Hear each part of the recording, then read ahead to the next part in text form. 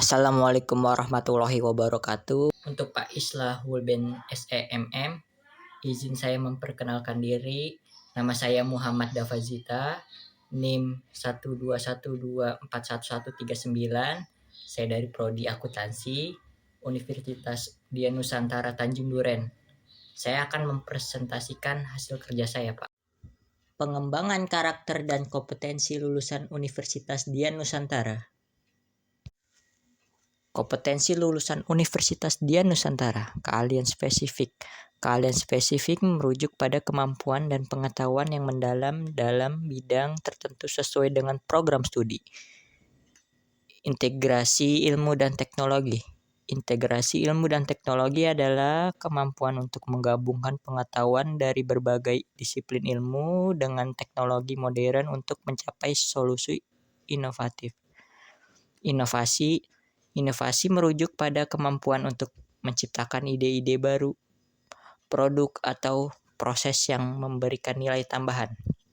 Kepemimpinan adalah kemampuan untuk memimpin, memotivasi, dan menginspirasi orang lain untuk mencapai tujuan bersama.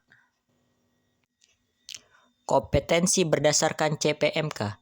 CPMK adalah capaian pembelajaran mata kuliah yang dimaksud di sini adalah lulusan menunjukkan sikap religius dan menjunjung tinggi nilai kemanusiaan serta etika dalam menjalankan tugas maupun taat hukum, disiplin, dan memiliki integritas yang tinggi.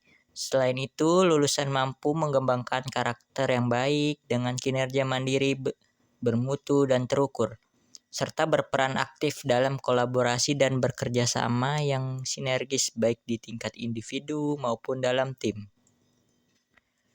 Sikap religius dan etika itu artinya adalah menghargai dan mengamalkan nilai-nilai keagamaan dalam kehidupan sehari-hari dalam konteks profesional dan mematuhi prinsip moral yang berlaku baik dalam interaksi sosial maupun dalam pengambilan keputusan. Ketaatan dan integritas, mematuhi aturan dan norma yang berlaku baik dalam konteks pribadi maupun profesional.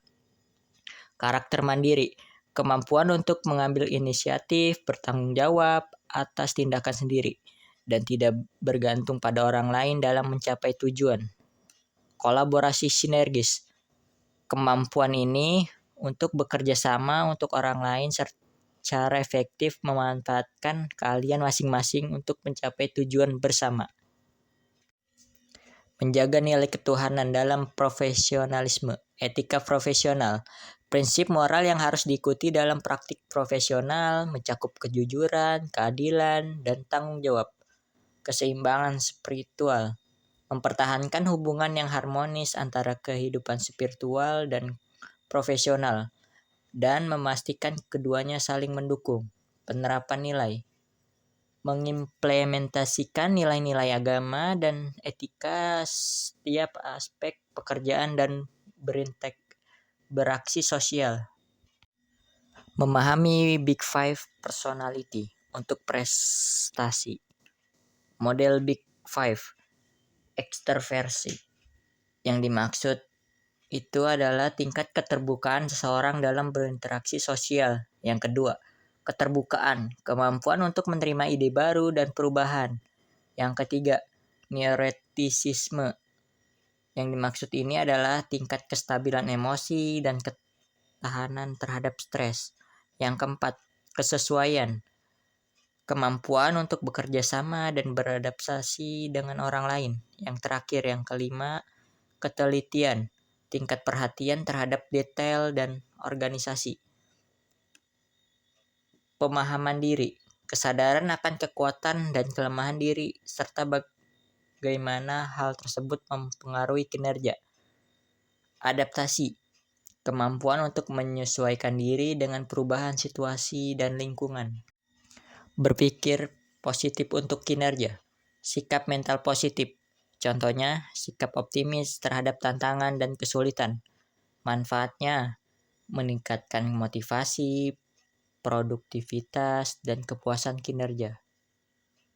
Penerapannya, menghadapi masalah dengan solusi, bukan dengan mengeluh.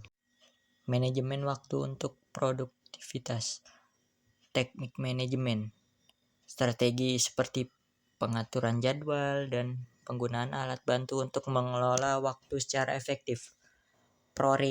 Prioritas, mengidentifikasi tugas yang paling penting dan mendesak untuk diselesaikan terlebih dahulu. Alat dan teknik, penggunaan aplikasi, manajemen waktu, dan metode seperti Pomodoro untuk meningkatkan produktivitas. Membangun karakter sukses profesional. Yang pertama ada visioner, kemampuan untuk melihat dan merencanakan masa depan dengan tujuan yang jelas. Yang kedua, integritas, menjaga konsistensi antara nilai pribadi dan tindakan profesional.